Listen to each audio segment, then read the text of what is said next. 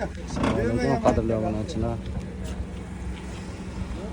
Gentra mashinasi bugun mana Qo'qon mashina bozoridamiz. Hozir mana mashinani Gentra 2022-yil bitta qanotli kraskasi bor. Savdo bo'lyapti.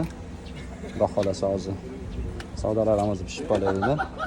Bir ikkita negativchilarga-da men kanalga qo'ysam mashina qimmat deydigan negativchilarga. Biz mashinani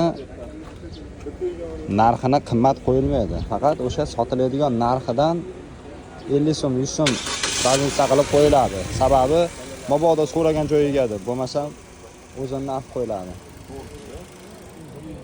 Mashina 3-pozitsiya. Gentra 4 shabalonlarda 2022-yil yurgan probegi 33 mingmi shunaqa ekan.